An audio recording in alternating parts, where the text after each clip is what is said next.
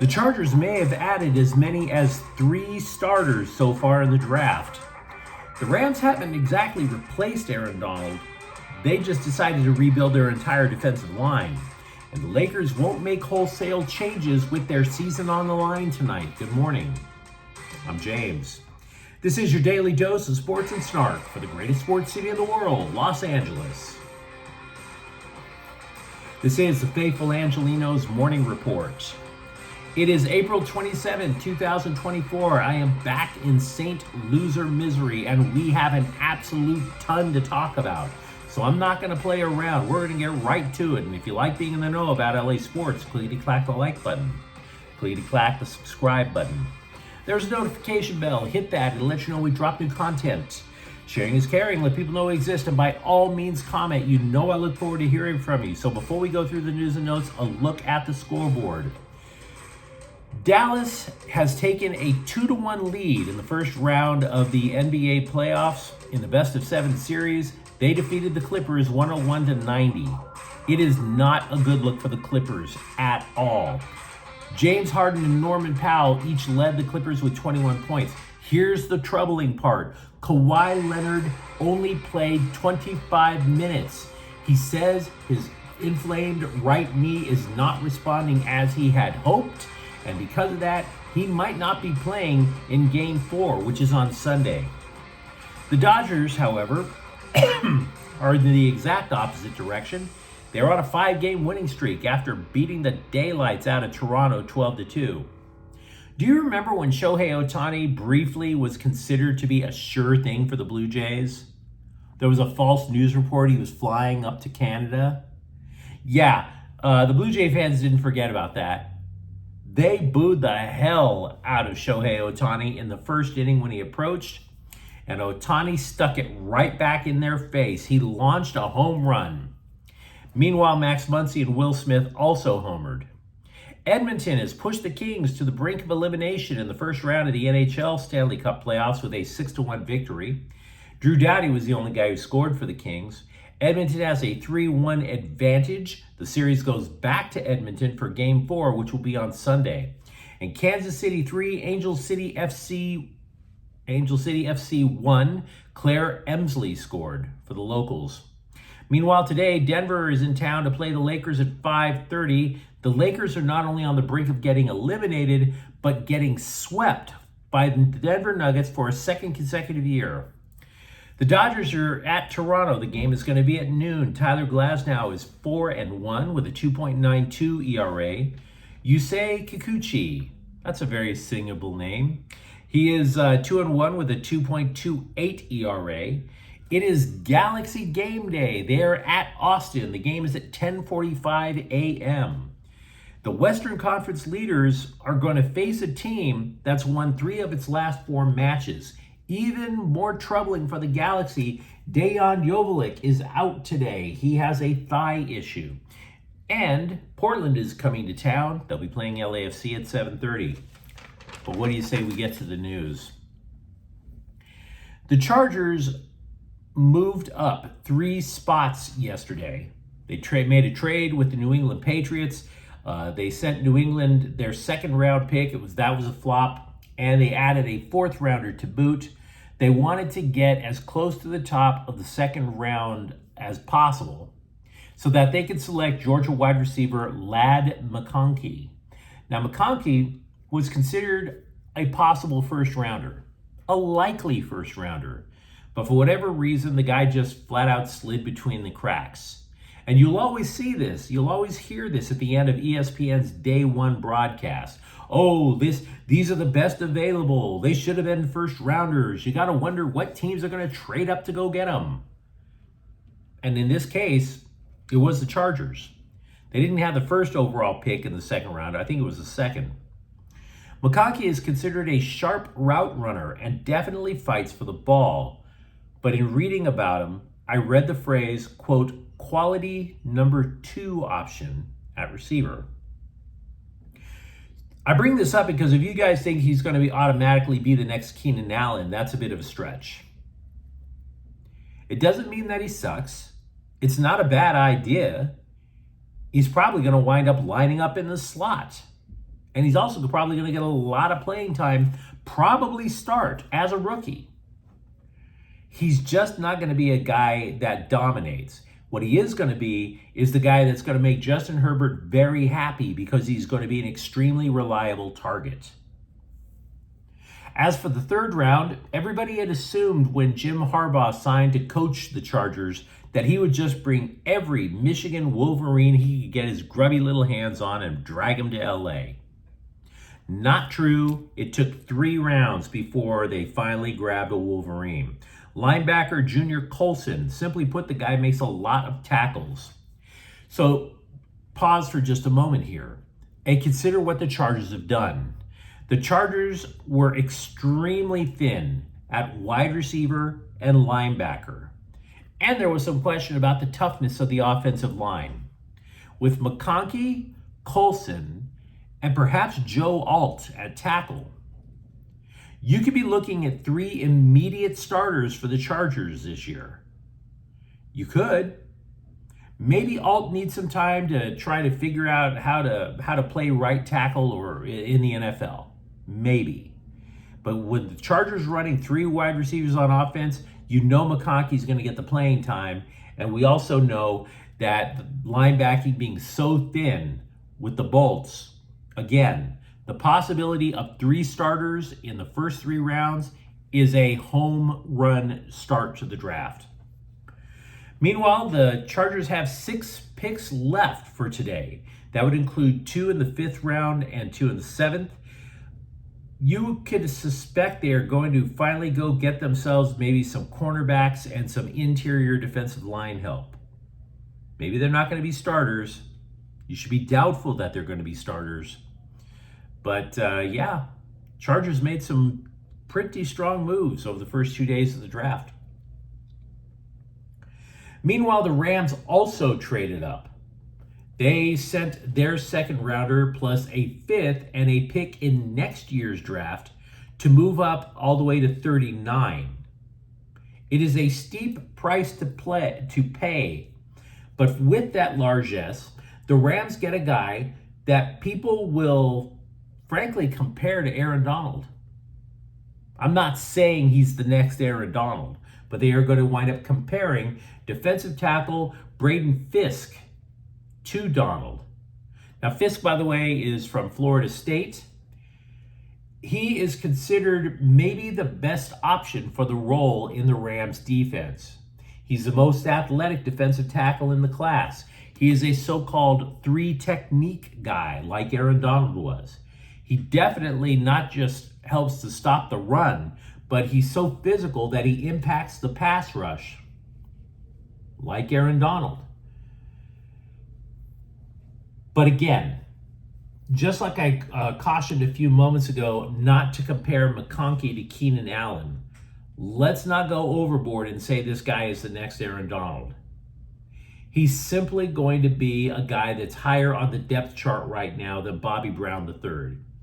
Could be a starter. But considering how much draft capital the Rams sacrificed in order to move up to get him, pretty big ask. In round 3, the Rams had a couple of picks. They got a guy similar to Kyren Williams in Michigan's Blake Corum. They are both stocky. They read blocks very, very well. And you would like to have some sort of variety in terms of what your running backs can do. Maybe that so-called thunder and lightning cliche you always hear about. One guy's super speedy and the other guy's powerful. They got the same type of back. Now, I'm not sure that's a bad thing. And here's why. If you remember why the Rams had to scramble and win a whole bunch of games at the end of the season just to get into the playoffs, you could argue it was because their offense looked completely helpless when Kyren Williams was injured and missed a few games. So maybe adding a guy who fits in like Kyren Williams is actually the right call. Later in the 3rd, safety Cameron Kinchins from Miami was taken at 99. Now, Sean McVay just raves about the dude's toughness. He also makes a lot of plays, gets himself a good share of interceptions. And this matters because the Rams were 23rd in interceptions last year. The reason Kinchins fell so far is he was just absolutely terrible at the NFL Combine. If Kinchins' performance at the Combine was simply a bad day, the Rams might have a steal there. Now, if I were to step back and take a look now at the Rams draft so far, I'll be honest with you. I think the Chargers have had a better draft. I don't think the day 2 picks are going to start immediately. Possibly Fisk. Possibly. But the other ones, not so much. As for day 3, the Rams also have 6 picks today. There are none in the 4th, but they have 4 in round 6. The Rams probably need a cornerback and a wide receiver. Meanwhile, in other Rams news, not related to the draft, Sean McVay said a report from the NFL Network about Matthew Stafford wanting a new contract is accurate. Stafford has a contract that goes through 2025 season, but the final year of that contract has no guaranteed money in it. McVay said that they understand where Stafford is coming from, but they just simply want to keep the talks in-house. Darvin Ham said he is not going to change the lineup for the Lakers going into a season-on-the-line game tonight.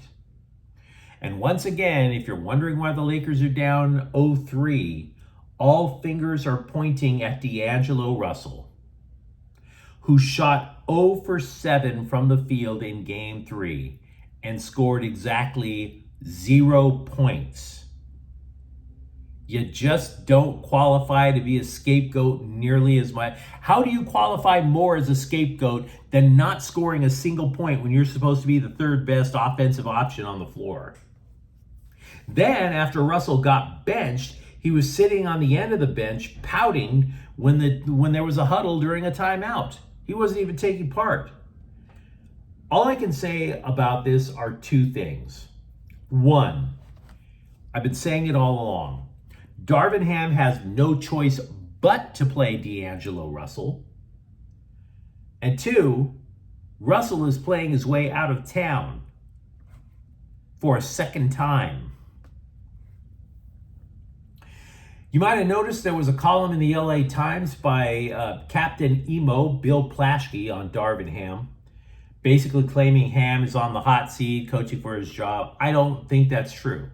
And I don't think it's true for 2 reasons. 1, I have read articles in the last week suggesting that the front office was disappointed in Anthony Davis's recent criticism after Game 2. Oh, we don't know what's going on the court. Obviously a dig at Ham's coaching staff. If the front office agreed with Davis, then yeah, Ham's on the hot seat, but I wouldn't say so. And the other reason that I don't necessarily buy that Ham is on the hot seat yet is Bill Plaschke is desperate to get hired by ESPN.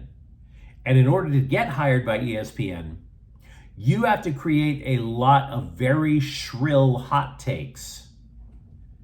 Accuracy be damned. Just be loud and over the top. And that's exactly what Bill Plaschke's journalism career has become. Back to the NFL draft, there were no UCLA players selected yesterday. But as for USC, Kalen Bullock goes to Houston with the 78th overall pick. He doesn't help with the run that much, but it's not for a lack of trying. He's kind of slight of build. His thing is he's rangy. He just makes a lot of plays in pass defense. And I tell you something, he could start immediately too, because the Texans have issues at safety. Jalen Peartree had no picks last year, none. And by the way, another guy, Jimmy Ward, went on the injured reserve list to end his season. So you're talking about one guy who doesn't make plays, one guy who's coming back from a major injury. Bullock has a chance. And then later on in that same round, the Packers took Marshawn Lloyd at pick number 88. And I'm telling you something. I'm not saying he's going to start for the Packers. He's just an ideal fit for that offense with his speed. Again, he's not starting. The Packers went out and signed Josh Jacobs away from the Raiders. But if Green Bay, say, has a cap issue in about a year, and they're like, you know what, we gave way too much money to Josh Jacobs, and they cut him, then yeah, it becomes Lloyd's time to make plays as a starter. As for current Trojans, defensive lineman Dayan Lafitte has entered the transfer portal. Meanwhile, with the Dodgers, CBSSports.com decided to kill time with the top 10 list, the 10 best acquisitions now that the season is a month old. Leading the list is Shohei Ohtani. No. Who saw that coming? I mean, just because he leads the league in hitting, doubles, extra base hits, total bases, has 7 home runs. Also on the list, Tyler Glasnow was ranked as the 7th best acquisition because he's been pitching like a staff ace. They also included Yoshinobu Yamamoto as an honorable mention. 3 of Yamamoto's last 6 starts, the guy hasn't allowed a run. John Heyman of the New York Post is again floating the idea of a Kenley Jansen return to the Dodgers. I bring that up just because you're probably going to hear a lot about Kenley Jansen to the Dodgers. Here's the thing. Heyman has nothing to base it on but his feels. 0 sources. The Dodgers have also halted relief pitcher Brusdar Gratterall's throwing program due to discomfort. He has been out for the entire season so far after experiencing shoulder pain in spring training. He was considered a candidate to return in mid-May. That's not happening now. It's just not. By the way, the Dodgers have cycled through 15 relievers this year. 15. Jalen Neal teased a return to the pitch for the Galaxy in this morning's match after 2 surgeries. He hasn't played yet this year, including one for a sports hernia. He told the Orange County Register he feels, quote, 100% healthy, unquote. The Galaxy, by the way, are shorthanded at center back. Remember, if you watched last week's match, Eric Zavaleta was red carded last week, and that leads to a suspension. Neal might get his name called really quick today. But you let me know what you think in the comments thread. Are you as bullish as I am on the Chargers draft? When do you think the Rams draftees could make an impact? And are you upset over how the Lakers are about to get swept, possibly, by Denver again? And if you enjoyed the content, don't forget to subscribe to Faithful Angelenos. We're talking LA sports every single day here. Thank you for watching. I'm James. We'll be back tomorrow. Faithful Angelenos is a Kian Cortel Queso production. Take care.